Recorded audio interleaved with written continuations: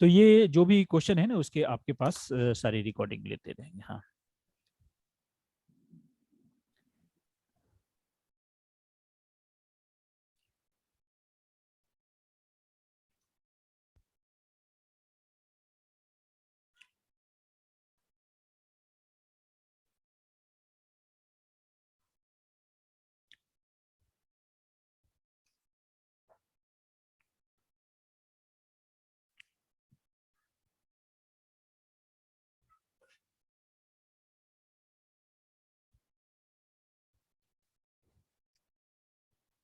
Question number 102। Question number 102, magnification of produced by objective lens and eye lens of compound microscope are 25 and 6. Magnifying power of microscope.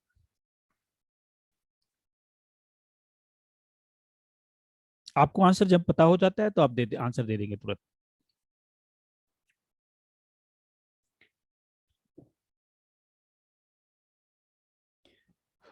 देखिए ये question अगर PMT का आप तैयारी कर रहे हैं ना, तो ये क्वेश्चन को जवाब देने में अगर आप 20 सेकंड से ज्यादा लगाते हैं तो ये ज्यादा टाइम लग गया।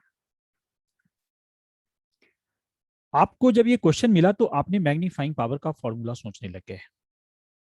ठीक है, ऐसे मैं मैग्नीफाइंग पावर का फॉर्मूला लिख देता हूँ, बट मैं अप्लाई नहीं करूंगा।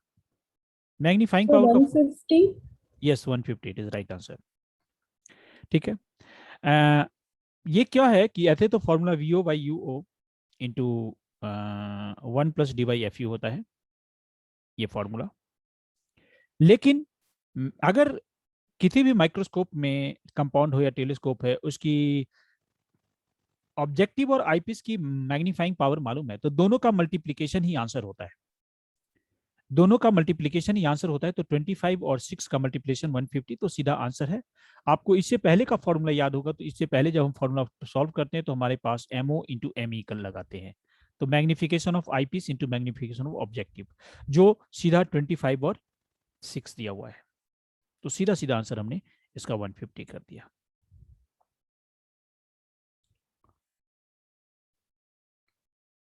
Next,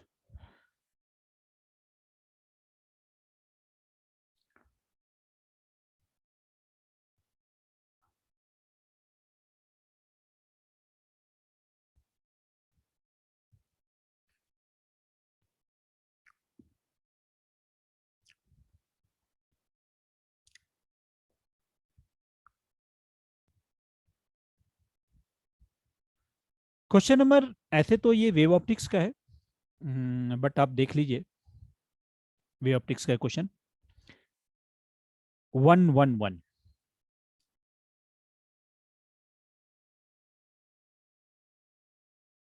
Displacement of interfering light waves y1 equal to a sin omega t and y2 equal to 3 sin omega t plus pi by 2. What is the resultant of amplitude of resultant wave?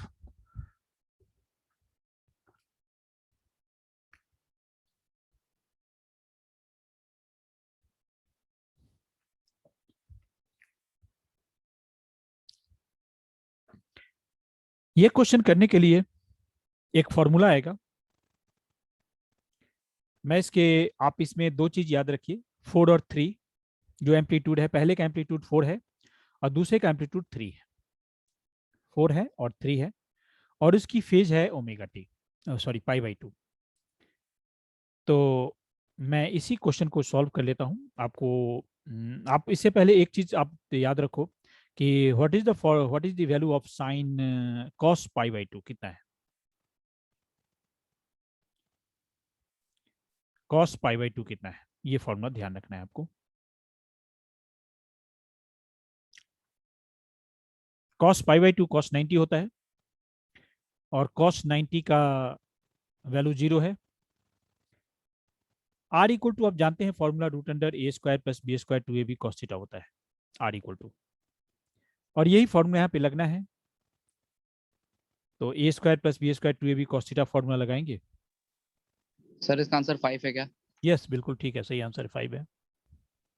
ठीक है, तो इसका जवाब 5 हो गया।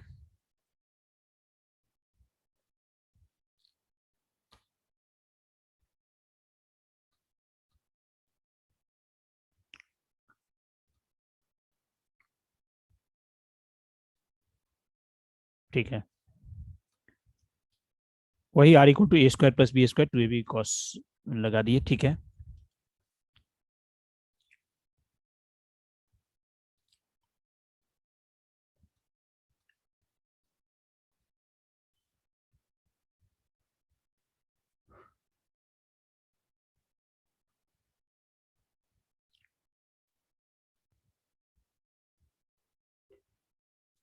Question number 130।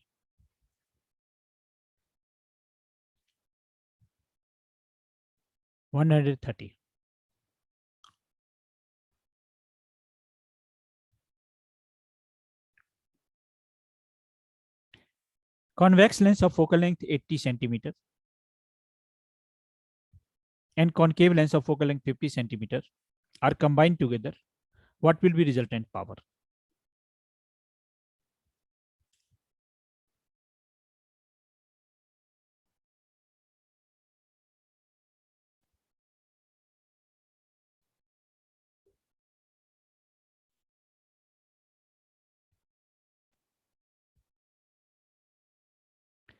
Formula आपके पास बता देते हैं, जो 1/f इक्वल टू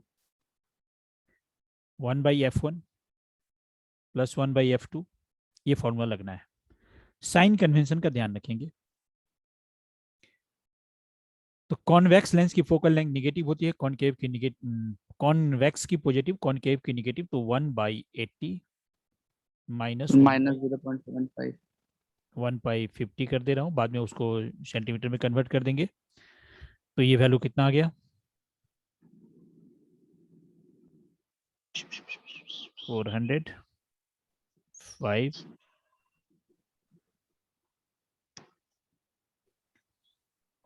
-8 -3/400। इसको सेंटीमीटर में कन्वर्ट करना होता है, ये हमारे पास 1/f है, बट f यहाँ पे अभी भी सेंटीमीटर में है, तो मीटर में कन्वर्ट करने के बाद इसको -3/4 आ जाएगा। तो ये आंसर हमारे पास हो जाएगा -0.75 डायोप्टर, -0.75 डायोप्टर। ऑप्शन इसके डी आ जाएंगे।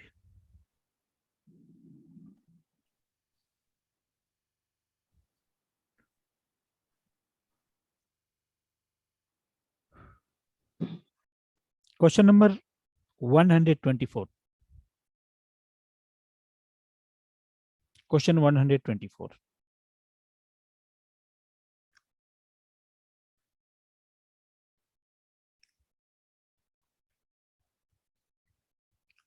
A double convex thin lens made out of glass, refractive index 1.5, has both radii of curvature magnitude 20 centimeter. Incident light rays parallel to axis of the lens will converge at distance d such that.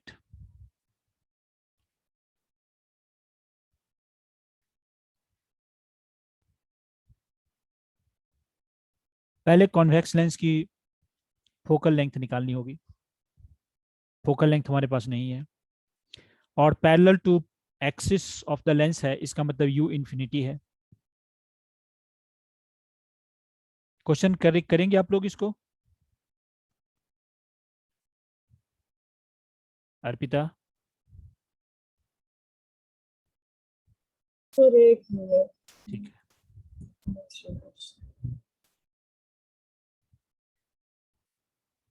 सत्यम इसको करो, try करो। Sir कर रहा हूँ। तो यही आपने lens maker formula यही लगाया था ना, 1/f म्यू -1 1/r1 और 20 पुट करके। ठीक है, ठीक है। इसके ऊपर, इसके ठीक ऊपर क्वेश्चन है 123। ये भी क्वेश्चन हम अभी कर रहे हैं 123, जिसमें कि beam of monochromatic blue light wavelength 420 travels in water, its wavelength in water will be।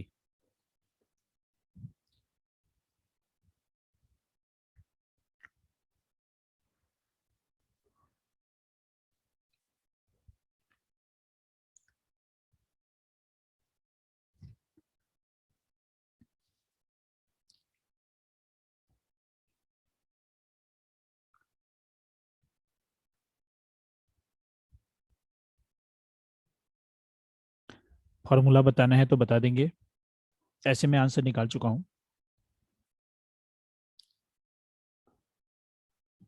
Formula मालूम है तो ठीक है, नहीं तो एक मैं फॉर्मूला लिख देता हूँ। μ2 by μ1 equal to C1 by C2 equal to λ1 by λ2। Sir C आ रहा सी सही आंसर है। है। अर्पिता आ गया? यस सर, आ गया। ठीक है।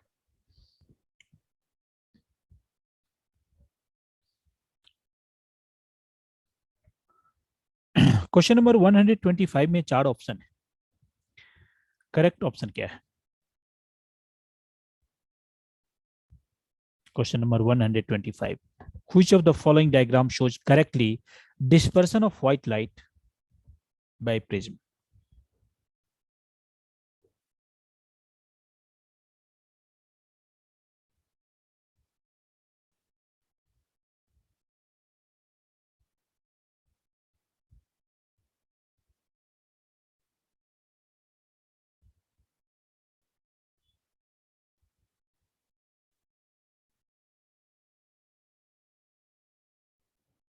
तो सी है इसका आंसर, सी या डी में से कोई। Satyam? Yes sir, 2 minute please. ठीक आंसर तो ठीक ही बताओ, सी या बी में से कोई है, एक आंसर सही है, लेकिन डी सी या लग रहा है बी? मेरे को तो। क्या डी? डी। डी, चलिए। देखिए आप लोगों ने, ठीक है, मैं अभी आपके क्वेश्चन में कहाँ कहाँ मिस्टेक है वो मैं बता देता हूँ। आंसर जब देखने में क्या मिस्टेक है, सबसे पहली बात, सत्यम तुम्हारे लिए, प्रिज्म जो है ना, वो लाइट को, प्रिज्म में लाइट एंटर होने के बाद ही लाइट 7 कलर्स में डिस्ट्रीब्यूट होना शुरू हो जाता है, एंटर होते ही। ठीक है, तो ए में एंटर होने के निकलते वक्त हो रहा है, ए में है निकलते वक्त हो रहा है, तो एक गलती यहीं पे है कि वो पहले ही उसको डिस्पर्सन उसको पहले ही शो करना था। तो एक गलती यहीं पे ये हो गई अच्छा कि सी लाइट है। जब एंटर हुआ ना तो उसी समय उसको डिस्पर्स हो जाना चाहिए था। ठीक है, इसीलिए ये ऑप्शन सही नहीं है। और ए में भी वही सी गलती। है फिर। ठीक है, तो ए बी सी तो नहीं होगा। अब ये तो आपके इस क्वेश्चन का, यस। अभी बी और सी में सही क्या है वो मैं अभी क्लियर कर रहा हूँ। तो पहले तो आपको ये क्लियर हो गया कि ये दोनों गलत जवाब है। ठीक है, अब दूसरा क्वेश्चन, आपको मालूम है कि लाइट डेविएट मतलब लाइट डेविएट होती रहती है। तो अब यहाँ पे सी और बी में लाइट में एक और चीज है, मुझे उस चीज का है कि लाइट में आपको याद है कि जो व्हाइट लाइट जाती है ना, व्हाइट लाइट, तो जब प्रिज्म से जाती है तो प्रिज्म से बेंड होने के बाद लाइट पहली बार बेंड यहाँ पे होती है, जाते ही एंटर होते ही बेंड हो जाती है पहली स्टेप, और फिर दूसरी स्टेप निकलने के बाद बेंड होती है, राइट। और उसके बाद पहले वायलेट होती है, ऊपर रेड होती है। तो ये चीजें हमारा बी ग्राफ में भी है और सी ग्राफ में भी है, क्योंकि ग्राफ उल्टा दिया हुआ है। लेकिन अब यहाँ पे एक लेकिन क्या है, अर्पिता ध्यान से देखना है, जो वायलेट है ना, वायलेट वाली नीचे वाली कलर, वो यहाँ पे जब निकलते वक्त वहां पे डेविएट हुआ ही नहीं, बेंड हुआ ही नहीं, जबकि यहाँ पे बेंड हो गया है। समझ गए? होना चाहिए कि नहीं होना चाहिए? Yes sir. होना चाहिए ना, बेंड होना चाहिए। क्योंकि जब आप प्रिज्म ड्रॉ करते हैं, तो आप प्रिज्म जब ड्रॉ करते हैं तो 2 बार बेंड करते हैं, एक बार यहाँ व्हाइट लाइट गई, पहली बार बेंड करते हैं, फिर आगे गई, फिर बेंड करते हैं। तो सेकेंड टाइम वायलेट लाइट का बेंड सी में नहीं है, इसलिए सी भी गलत जवाब है। तो answer is B. Satyam? Yes Satyam, बिल्कुल समझ आ गया। क्लियर, समझ में आया मेथड? Yes sir. ठीक है, कंफ्यूजिंग देते हैं ये जवाब।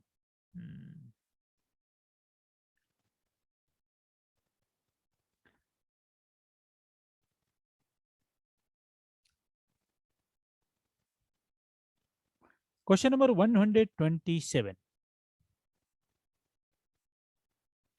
if a lens is cut into 2 pieces perpendicular to principal axis, only one part is used, the intensity of image.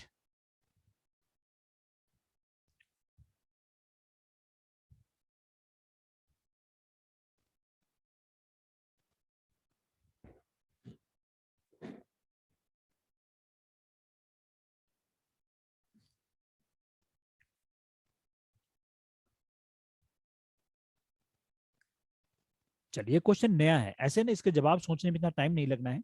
But नया है इसीलिए आपको टाइम लग रहा है। जवाब तो इसका 5 सेकंड में है अगर आता हो तो। देखिए मैं इस चीज को एक मतलब ड्राइंग करता हूँ।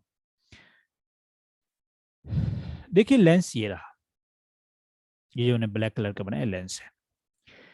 क्वेश्चन जो बता रहा है इस लेंस को आप कट ऐसे करते हैं, अभी ऐसा कट करते हैं, परपेंडिकुलर टू प्रिंसिपल एक्सिस यही कटिंग है। और इंटेंसिटी जो है ना अमाउंट ऑफ लाइट पे डिपेंड करती है। तो जब मैंने हाफ कट कर दिया, मतलब इसमें लाइट को हाफ हमने कट कर दिया, ये पोर्शन कट होके अलग हो गया, इधर वाला पोर्शन कट हो गया, तो अमाउंट ऑफ लाइट सेम पड़ेगा, तो इंटेंसिटी सेम रहेगी, कोई चेंज नहीं होगा। तो इसका आंसर होगा रिमेन सेम। इस क्वेश्चन को दूसरे तरीके से ही पूछा जा सकता है, जिसको मैं कलर अभी ब्लू कलर में बताऊंगा। इसी क्वेश्चन को ऐसे ही पूछ सकते हैं कि इसी लेंस को मैंने ऐसे कट किया, ऐसे अभी देखिए जैसे ब्लू कलर से कट कर दिया, ठीक है। तो ब्लू कलर से कट कर दिया तो हमारे पास प्रिज्म ऐसा बचेगा जो आगे ब्लू कलर का है, क्योंकि नीचे का पोर्शन कट हो गया। अब आपके पास ये नीचे का पोर्शन कट कर दिया, अब इसमें इंटेंसिटी इस कंडीशन में क्या होगी, सेकंड वाला कंडीशन, ऐसा क्वेश्चन मतलब है नहीं बट पूछा जा सकता है, तो उसकी कम हो इंटेंसिटी जाएगी। हाफ हो जाएगी, क्योंकि इसमें लाइट हाफ हो जाएगी ना। मैं जो बोल रहा हूँ आवाज इस मतलब कोई रुकावट आ रही क्या, एक बार बताओ। No sir. प्रॉपर आ रहा है आवाज सत्यम? Yes sir. ठीक है।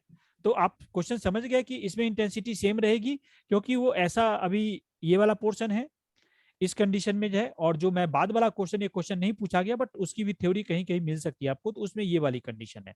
तो जो फर्स्ट वाली कंडीशन है उसमें इंटेंसिटी सेम रहती है, सेकंड वाली कंडीशन में इंटेंसिटी हाफ हो जाती है। अच्छा, ये क्वेश्चन हमने टॉपिक डिस्कशन कर दिया, तो एक यस सर। और भी मैं बात कर देता हूँ। कई एक बार क्वेश्चन पूछता है कि अगर लेंस को हमने हाफ कट ही कर दिया, लेंस को कट करके अलग कर दिया, आधा कर दिया, तो क्या इमेज जो है आधा बनेगा पूरा बनेगा, कितना इमेज बनेगा? जैसे आप पूरा लेंस करके इमेज बना रहे थे, अब एक जो सबसे नीचे मैं ब्लैक कलर का बना रहा हूँ, इस ऐसा हाफ लेंस कर देते हैं और इसके बाद फिर यहाँ पे इसके सामने एक ऑब्जेक्ट रख देते हैं, तो इसके पीछे जो इमेज बनेगी यहाँ पे इमेज बाद में, क्या इमेज कितना बनेगी, हाफ बनेगी, पूरा बनेगी, क्या बनेगी? ऐसे चार कुछ कुछ ऑप्शन होंगे। तो आपको इसका आइडिया है कि इमेज में क्या होगा, साइज में चेंज?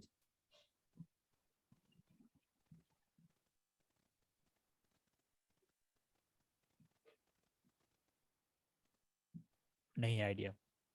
देखिए ऐसे कंडीशन में इमेज की कोई साइज नहीं चेंज होगी, जितनी साइज की इमेज पहले बन रही थी उतनी ही साइज की इमेज बनेगी, लेंस को हाफ कर देंगे तब पर भी उतनी ही सेम साइज की इमेज बनेगी। हाँ, इमेज की ब्राइटनेस कम हो जाएगी क्योंकि इंटेंसिटी कम हो जाएगी, ब्राइटनेस कम हो जाएगी क्योंकि इंटेंसिटी कम हो जाएगी।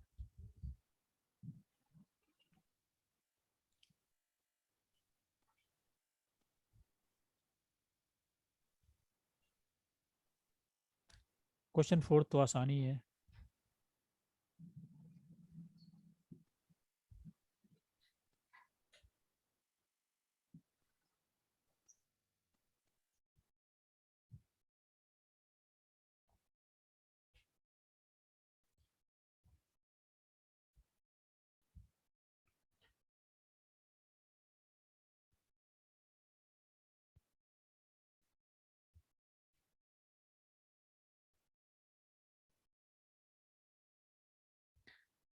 क्वेश्चन अगर 142 आ जाएगा ना तो प्रॉब्लम क्रिएट कर सकता है। 142 देखिए एक बार,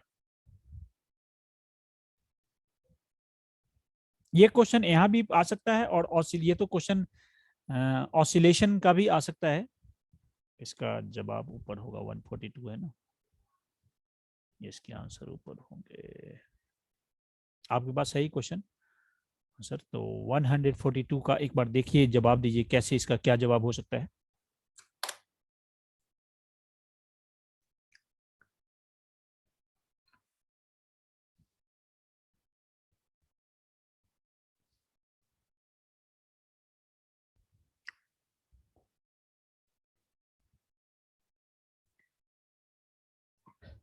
ये क्वेश्चन वेव ऑप्टिक्स में भी आ सकता है और ऑसिलेशन एंड वेव्स वाले चैप्टर में भी आ सकता है।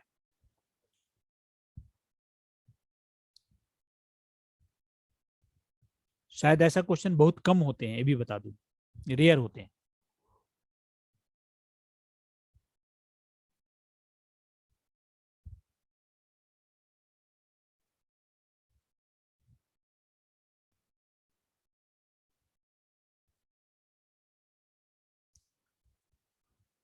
चलिए मैं बताता हूं। देखिए, रूल को पहले समझिए। ये टॉपिक 3 जगह अप्लाई होता है। पहली जगह अप्लाई तो यहाँ पे एसएचएम में, जैसा कि मैंने एसएचएम का ये पार्ट है, तो ऑसिलेशन और वेव में एसएचएम है। दूसरी जगह ये आपका वेव ऑप्टिक्स में यूज हो गया, और तीसरी जगह ये यूज एसी में भी यूज हो सकता है, अल्टरनेटिव करंट में, क्योंकि वो सभी इस इक्वेशन को फॉलो करते हैं। रूल ये कहता है कि अगर कोई एसएचएम है तो उस एचएचएम को आप साइन या कॉस के टर्म में एक्सप्रेस कर सकते हैं। साइन या कॉस के टर्म में, या तो उसको आप y equal to A sine omega T plus five वगैरह कुछ लगाना चाहे लगा सकते हैं, या y equal to A B कुछ भी ले लो, b ले लिया, कॉस ओमेगा टी लिखना है, फेज लिखना है लिखो, मत लिखना है मत लिखो, बट लिख सकते हैं। मैं एक बार दोबारा सेंटेंस बोलता हूं कि SHM is expressed in terms of single sine और कोसाइन वेव। सिंगल साइन, या तो सिंगल साइन हो या सिंगल कोसाइन हो, तभी वो SHM वेव है, वेव की तरह उसका सारी प्रॉपर्टी मैच करेगी। इस इक्वेशन को फर्स्ट इक्वेशन तो सेटिस्फाई कर रहा है, क्योंकि फर्स्ट में 10 sine omega T plus 5 3 pi t ये चीज है, तो सिंगल ही साइन है। बट नीचे वाला जो है y equal to 3 sine pi t plus √3 cos 3 pi by t, ये सिंगल साइन या सिंगल कोसाइन नहीं है, साइन और कोस दोनों मिल गया। तो या तो ये एसएचएम वेव नहीं है, अगर है तो it can be converted into single sine wave. It can be converted. If it is not converted, मैं पूरा भी कोशिश सारे मैथमेटिक्स का फॉर्मूला लगा दूंगा, और अगर सिंगल में कन्वर्ट नहीं कर पाया तो ये वेव ही नहीं है, एसएचएम वेव नहीं है। लेकिन ये क्वेश्चन में कह रहा है वेव है तो है, और वेव है तो वेव प्रॉपर नहीं है, इसको प्रॉपर वेव में कन्वर्ट करना होगा। इसके लिए मैं एक फॉर्मूले आपको बताता हूं, आपको याद होगा। पहले मैं पूछ लेता हूं, आपको याद होगा तो बता देना, फिर मैं फॉर्मूला लगाऊंगा। साइन ए प्लस बी का फॉर्मूला आप लोग बताओ क्या होता है। साइन ए प्लस बी नहीं याद है, आप लिख लीजिए formula. Sir sine A cos b cos plus cos a sin b। Right, तो sine A cos B plus cos A sine B, ये फॉर्मूला है। ठीक है, अब क्या करेंगे, ठीक है याद है, अब ये क्वेश्चन हो जाएगा। अब ये जो सेकेंड पार्ट है, मैं उसको क्या कर रहा हूं ध्यान से देखेंगे। 5 तो छोड़ दो, 5 अपनी जगह पे है। Sign 3 pi t plus √3 cos 3 pi T, इसमें मैं 2 से मल्टीप्लाई और डिवाइड कर रहा हूं। इस इक्वेशन को 2 से मल्टीप्लाई डिवाइड, कलर चेंज कर देता हूं ताकि आपको दिक्कत नहीं होगी। तो मैंने यहाँ पे पहला स्टेप 2 से डिवाइड कर दिया इसको, और यहाँ भी 1/2 लगा दिया, और 2 से मल्टीप्लाई और डिवाइड करना है तो 2 को एक बाहर कर दिया। अब आसान क्या चीज हो गया, 1/2 इधर लग गया, दूसरे बाई √3/2 है। अब इसको कौन से चीज की साइन और कॉस में कितने एंगल के बराबर इक्वल होगा, तो ये वैल्यू मुझे जो दिख रहा है, अगर साइन में ही कन्वर्ट करना चाहता हूं तो पहला जो है वो मुझे लिखना चाहिए cos 60, और दूसरा भी sin 60 है। तो मैं इसी क्वेश्चन को लिखूंगा 2 इधर, तो cos 60 जिसको आप π/3 कह सकते हैं, sorry, into sin 3 pi t plus sin 60 sin cos 3 π/t लिख लेंगे। और फिर आगे क्या बढ़ना, 2 लिखना, और मैं इसको लिख सकता हूं sin 3 पाई टी प्लस 60, क्योंकि ये sign A cos B plus cos A sine B में कन्वर्ट हो चुका है।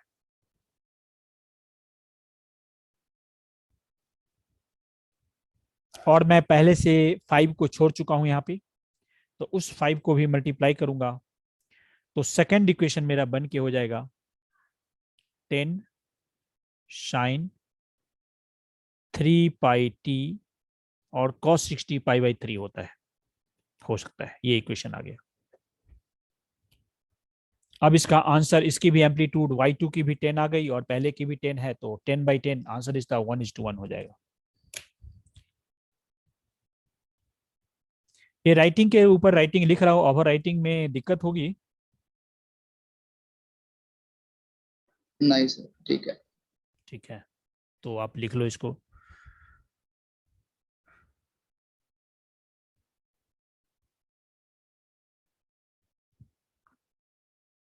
आप लिख लिए होंगे तो बता देंगे, मैं फिर आगे बढ़ जाऊंगा।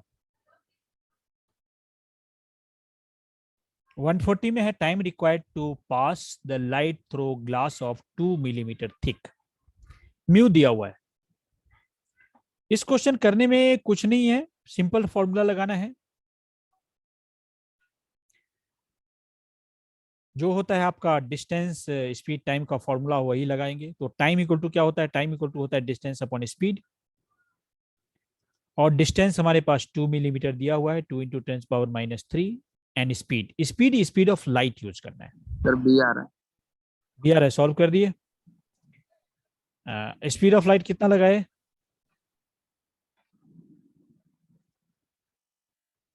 कितना स्पीड ऑफ लाइट लगाए? सर वो 3.9 कुछ समथिंग था। 3.9 into 10 to the power 8। रुक जाओ रुक जाओ शायद रुक जाओ। अर्पिता, Yes. Sir. देखिए ग्लास स्लोब है, स्पीड ऑफ लाइट कम हो जाएगी। स्पीड ऑफ लाइट जो है किसी मीडियम में जाने के बाद speed of light of air को उसके रिफ्रैक्टिव इंडेक्स से डिवाइड कर देते हैं। तो 3 इंटू 10⁻8 डिवाइडेड बाई 1.5। ये क्वेश्चन में जानते क्या हो, क्वेश्चन को थोड़ा जो सॉल्यूशन दिया है वो आपको आसान सॉल्यूशन दे दिया है, मतलब इसका आंसर दे दिया है। तो इसका आंसर तो 10⁻11 आ रहा है, बी ऑप्शन आ रहा है, लेकिन ये ज्यादा दिया नहीं है। तो बी ऑप्शन तो अप्रोक्सीमेटली कोई डेसिमल में इसको जवाब और लगाना चाहिए पीछे डेसिमल, ताकि कंफ्यूजन क्रिएट हो। इन्होंने कंफ्यूजन क्रिएट का सिस्टम ही नहीं रखा है। अगर ये जो मैंने म्यू का यूज किया है, बिना म्यू यूज किए हुए आंसर उसके रेंज में आ जाएगा।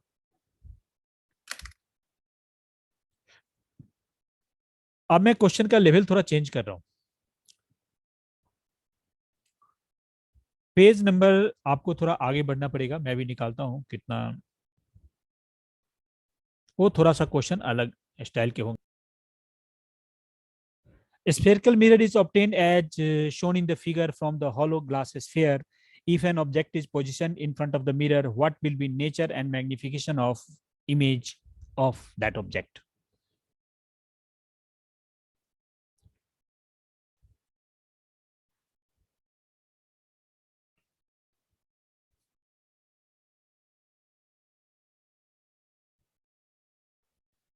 क्या इसका सही जवाब होगा?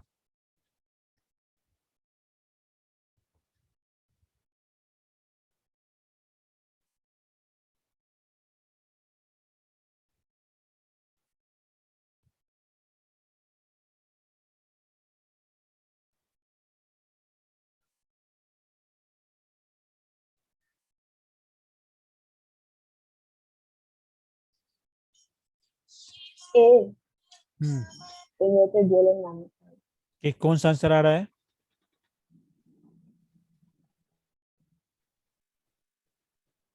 ऐसे क्या क्या आंसर फर्स्ट आ रहा है? inverted First. dual and magnified. D, A. D आ रहा है? Sir, A. सर फर्स्ट आ रहा। पहला वाला. फर्स्ट आ रहा है, अच्छा। आप रीजन बता सकते हैं कि क्या रीजन है? सर जो v की वैल्यू है वो -20/3 आई है। Between focus and आ, देखो अभी तो भी हमें interview. निकालने की जरूरत नहीं है, मतलब ऐसे भी जवाब दे सकते हैं। ये बताओ इसका एफ कितना है? 4 सेंटीमीटर। 4. 4 है, और रेडियस? रेडियस 2 नहीं, रेडियस का 8 8 है। 8 है। तो बियॉन्ड सी Yes, ऑब्जेक्ट है, जब बियॉन्ड सी ऑब्जेक्ट होता है तो इमेज कैसे होता है?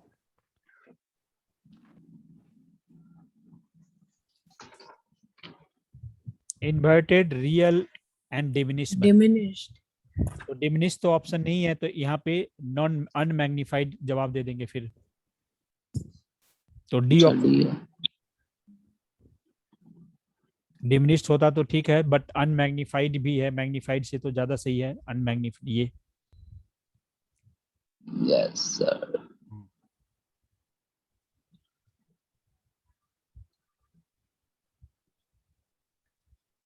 Question number 5th।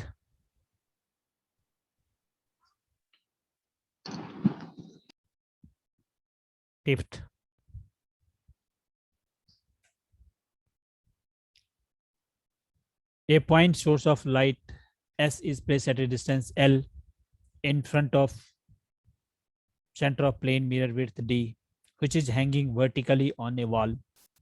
A man walks in front of the mirror along a parallel to mirror at a distance 2 as shown in the figure. Distance over which the man can see image of the light sources in the mirror each.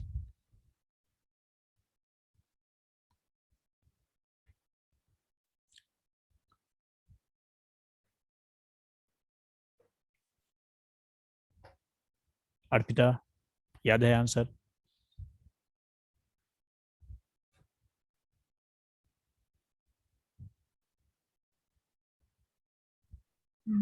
So मुझे divide 2 याद आ रहा है. dy2 आ रहा है। सत्यम?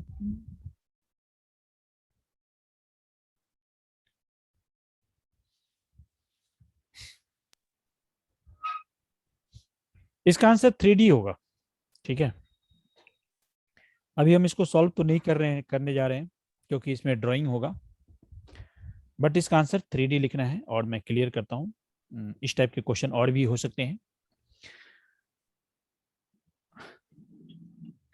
देखिए question में क्या है कि ये आपका मिरर है और बीच में ऑब्जेक्ट है और ये रास्ते हैं, इस दोनों की डिस्टेंस L और L है। तो जब इस पाथ पे जाएगा तो इस S की इमेज इसको मिरर में दिखना शुरू होगा। तो मिरर से पहले ही दिखना शुरू हो जाएगा और वो दिखता रहेगा, फिर मिरर के सामने दिखेगा और उसके आगे भी दिखता रहेगा।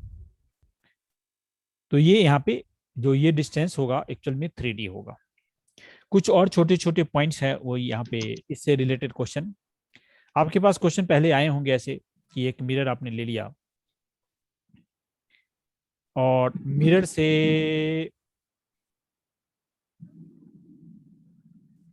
और आपने कुछ और डिस्टेंस लिया। तो एक तो होता है कि what is the minimum size of the mirror so that A object of height h, image of object h, height h can seen, full image can see that screen। मतलब अगर मेरी लेंथ 5 मीटर है, एक example है, तो मैं अपने सामने कितना बड़ा मिरर रखूं कि हमारी पूरी इमेज दिख जाए। तो उसका जवाब है हाफ, मतलब 5 का हाफ। अगर मेरी हाइट h है तो h/2 साइज की मिरर में हम पूरी की पूरी अपनी इमेज देख लेते हैं। एक दूसरा है क्वेश्चन इसी से रिलेटेड। तो पहला तो हमने ये ले लिया कि अगर मेरी हाइट h है तो मिरर उसके सामने सिर्फ h/2 हाइट का होगा और हमने पूरा इमेज देख लेंगे। एक दो इस टाइप के क्वेश्चन हम और भी बता देते हैं।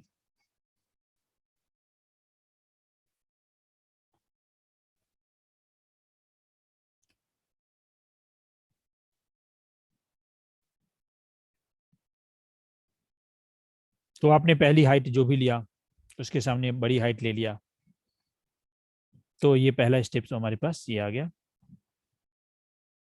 कि अगर ये h है तो ये h/2 में आपका पूरा इमेज दिखेगा। एक दूसरा क्वेश्चन आता है इसी टाइप का कि एक वॉल है और एक पर्सन है और पर्सन के पीछे या कोई भी ऐसी चीजें है, तो ये मिरर ले लो और ये ऑब्जेक्ट ले लो। तो ऑब्जेक्ट की हाइट h है, ये पर्सन जो है इस ऑब्जेक्ट की इमेज पीछे मिरर में देखता है। तो मिरर की पूरी फुल इमेज, तो मिरर की कितनी हाइट होनी चाहिए? तो मिरर की हाइट h/3 होना चाहिए, h/3 होना चाहिए।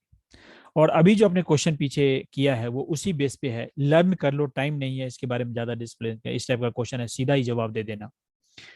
पीछे जो क्वेश्चन था वो क्वेश्चन था ये कि एक मिरर है, उसकी कुछ d डिस्टेंस दिया हुआ है, यहाँ l डिस्टेंस पे एक ऑब्जेक्ट है, कैंडल मान लो ले लिया c, उसमें s लिखा हुआ है, और पीछे एक रास्ता है, ये रास्ता है, इस रास्ता से पर्सन जा रहा है, इस रास्ते पे पर्सन जा रहा है, तो पर्सन को, ये रास्ता में पर्सन जा रहा है, तो पर्सन को कितनी डिस्टेंस तक सी का इमेज डी में दिखता रहेगा, सी का इमेज डी में दिखता रहेगा, और ये एल है और ये भी डिस्टेंस एल है, मतलब मिडिल में है, तो ऑटोमेटिक यहाँ आंसर ये 3h होगा, 3h डिस्टेंस तक वो देखता रहेगा, सॉरी डी है तो 3D तक देखता रहेगा। इस टाइप के क्वेश्चन का सीधा सीधा ये जवाब है। और ऐसे तो इसका हम ड्रॉ करके इमेज बनाते हैं, बट अभी इतना नहीं करेंगे।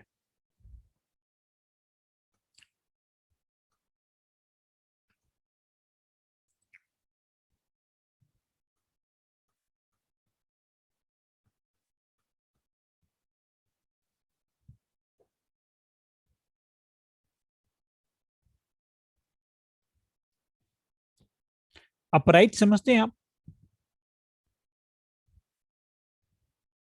अपराइट, क्वेश्चन नंबर 3 में एक वर्ड यूज किया गया upright. Concave mirror for a face viewing has focal length 0.4 metre. The distance at which you hold the meter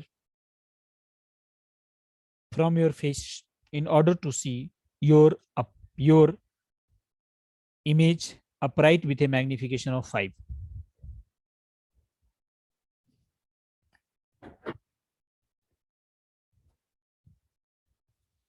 upright होता है कि अगर आपने प्रैक्टिकल किए हैं तो एक स्टील का एरो टाइप लगा हुआ होता है, उसको अपराइट बोलते हैं।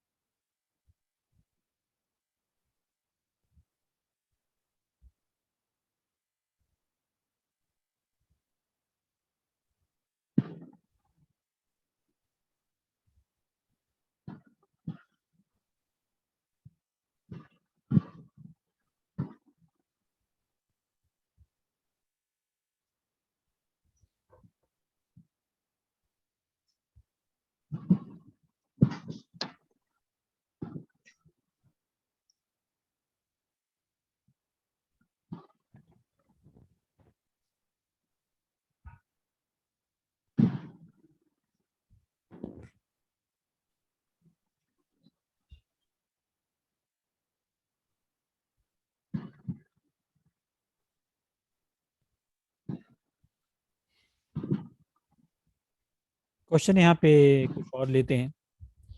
क्वेश्चन यहाँ पे देख लीजिए 12, 13, 14।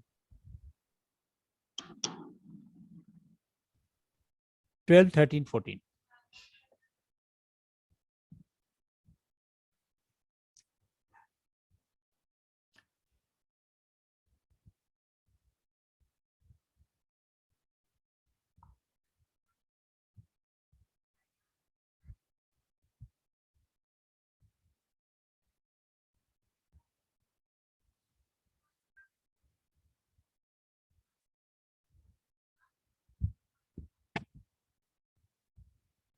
A plano convex radius of convex surface is 10 centimeter, focal length 30 centimeter.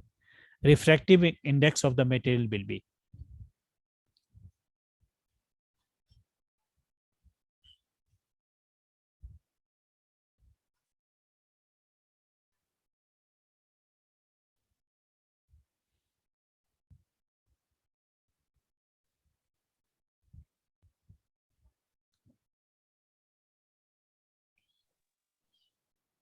Sir 1.5 है आंसर। इसका plano convex lens radius of curvature is the focal length this the radius of metal इसका answer 1 by f mu minus 1 1 by r1 minus 1 by r2 focal length 30 centimetre है 1 by 30 mu नहीं मालूम है plano convex lens has radius of curvature convex surface 10 centimetre convex तो plano convex है तो 1 by 10 minus 1 by 0 infinity होता है तो 0 ही लेंगे तो ये हमारे पास जवाब हो गया 0 आ जाएगा तो 3 तो mu equal to 1.33 D option C option यही ऑप्शन है था सर मेरा 1.5 आया था। 1.66 आ रहा है। अरे कैसे कैसे कैसे कैसे गलत हो रहा है आप लोगों से देखिए मैं आगे देखता हूँ 1/30 equal to mu minus 1 into 1/30 हुआ ना 10 हुआ ना वो तो 0 हो गया तो 0 से 0 कैंसिल हो गया 1/3 कितना होता है 0.33 equal to mu Yes, minus sir. 1 तो म्यू इक्वल टू कितना हो गया 1 + 0.33 तो 1.33 हुआ ना क्या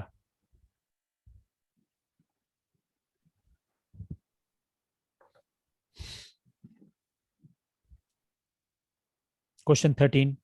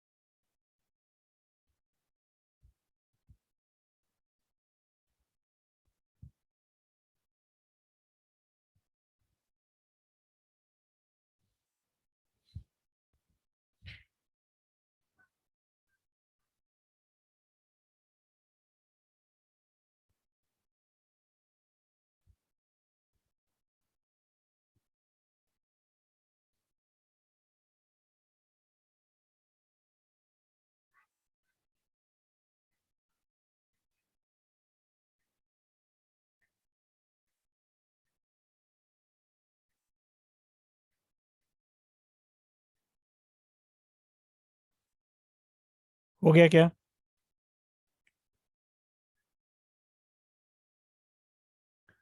सर एक सेकंड।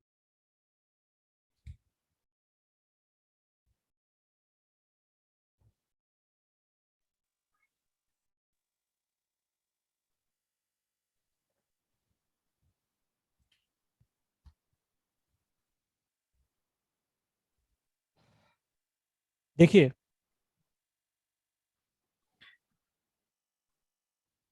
ये क्वेश्चन जो सॉल्व करेंगे तो इसका जवाब कुछ और भी देना पड़ेगा ये क्वेश्चन का जो लास्ट स्टेटमेंट है ना द इस पे क्वेश्चन होगा the emergent rays goes undeviated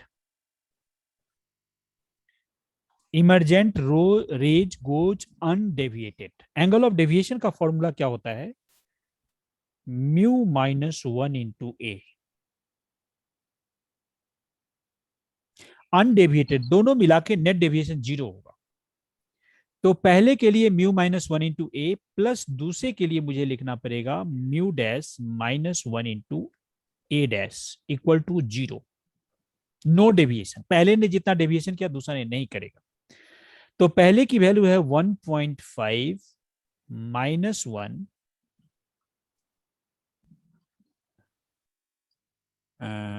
A 7 degree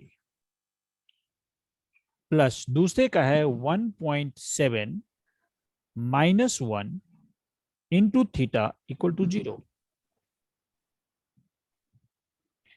तो ये हो जाएगा हमारे पास पहला point 10.5 plus 0.7 theta equal to 0 तो theta equal to 10.5 divided by 0.7, तो डेसिमल से डेसिमल कैंसिल हो जाएगा। कोई कैलकुलेशन में मिस्टेक है? यहाँ पे कैलकुलेशन में छोटा सा मिस्टेक हो गया है। वो क्या है कि मुझे ये जो वैल्यू है यहाँ पे 0.5, तो यहाँ पे 3.5 आना चाहिए। तो इसका आंसर 5 डिग्री है ना? आप लोगों का कितना रहा है? So 5 ही आ रहा है मेरा। 5 है, ठीक है, 5 डिग्री, ठीक है।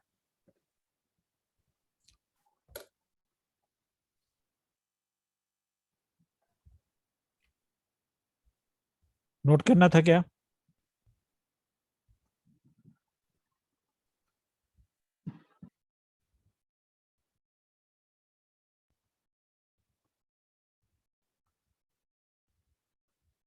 Yes. Question number 7, critical angle के ऊपर।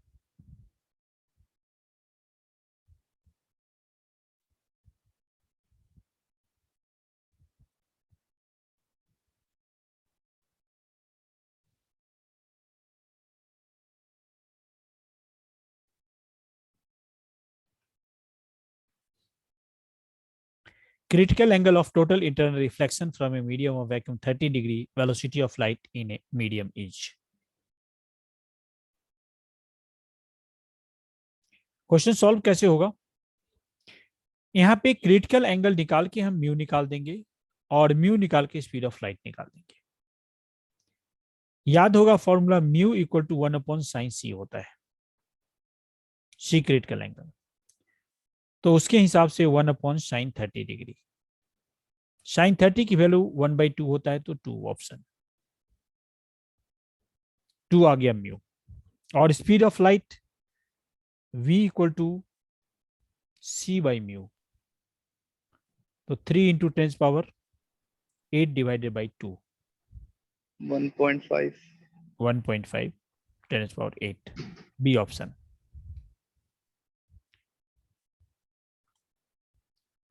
Question number 15।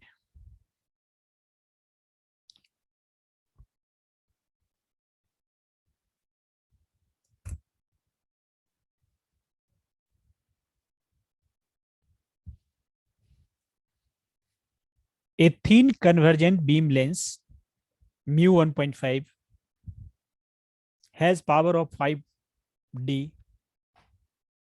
When this lens is immersed in a liquid of refractiveness mu L, it acts as a divergence lens of focal length 100 centimeter. The value of mu L should be, change हो रही है, एक medium से दूसरे medium में जाने से उसकी फोकल लेंथ चेंज हो रही है।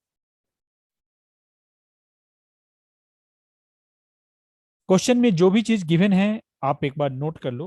मैं इसको रजिस्टर में मतलब पेज में लेता हूँ, रिटेन पेज में। पावर दिया हुआ है, तो पावर के यूज करके हम फोकल लेंथ निकाल लेते हैं, P equal to 1/f, F equal to जो है। इस क्वेश्चन में सॉल्व करने का पहला मेथड 1/f लेंस की है एयर में, ए लिख देता हूं।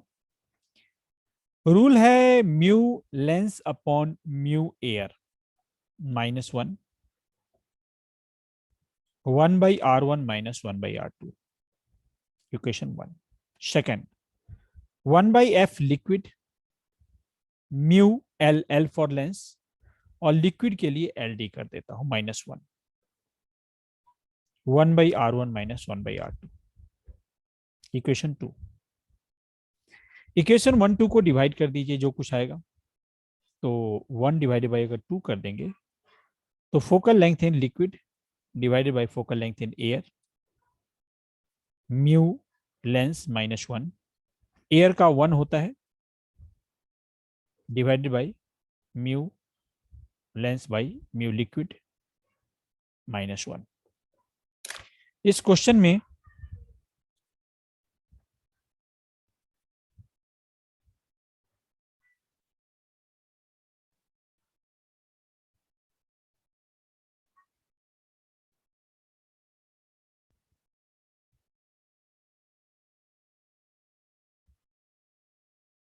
क्वेश्चन नंबर कितना था? 15।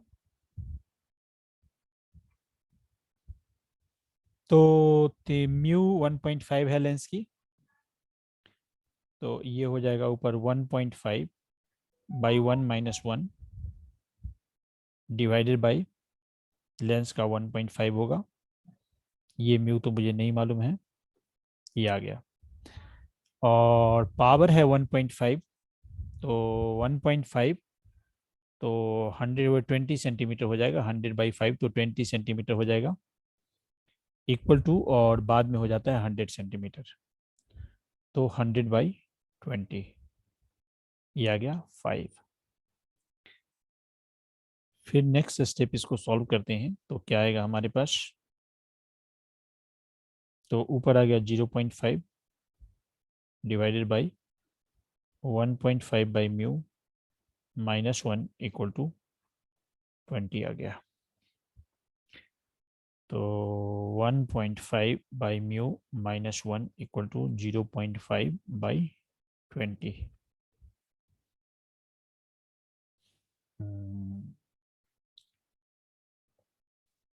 1.5 by mu equal to 20.5 by 20। Decimal से डेसिमल कैंसिल हो गया। 41 एंड दिस इज 3। तो mu equal to 60/41। Approximately answer इसका 1.5 के आसपास आ रहा है, थोड़ा सा फर्क आ रहा है, थोड़ा सा कम आ रहा है। कैलकुलेशन में मिस्टेक अगर नहीं हो तो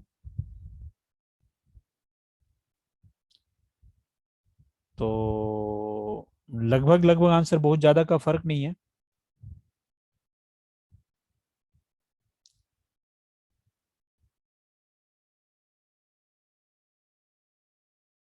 सेम ही आंसर आ रहा है। तो divergence lens and focal length 100 centimetre. Method यही पे है, आप इसको एक बार और देख लेंगे। ऐसे तो आंसर जो मुझे दिख रहा है वो 1.5 के पास में आ रहा है, क्योंकि 40/60 लगभग वही आएगा, थोड़ा सा कम आएगा। कैलकुलेशन एक बार ठीक से देख लेना पड़ेगा।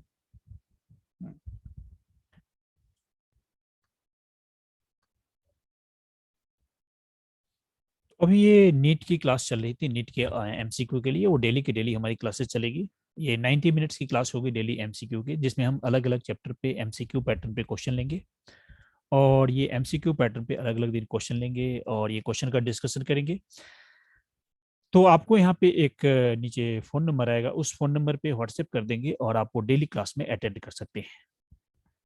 तो अलग अलग चैप्टर के क्वेश्चन होंगे। अभी ये 7 डेज बच रहा है नीट के एग्जाम में, और ये रेगुलर क्लास होती रहेगी, आप इसमें अटेंड कर सकते हैं। वेरी नॉमिनल चार्ज है, जस्ट इंटरनेट और इलेक्ट्रिसिटी का ही चार्ज लिया जा रहा है, कोई एक्स्ट्रा चार्ज नहीं लिया जा रहा है। तो आप इट इज़ वेरी हैप्पी आप क्लास को अटेंड करें। एमसीक्यू हम डेली 20-25 क्वेश्चन का डिस्कशन करेंगे। अभी आपके सामने इसमें देखा आपने क्वेश्चन जो हो रहा है, क्वेश्चन का पैटर्न पहले आपको व्हाट्सएप पे भेज दिया जाता है और वही क्वेश्चन डिस्कशन किया जाता है।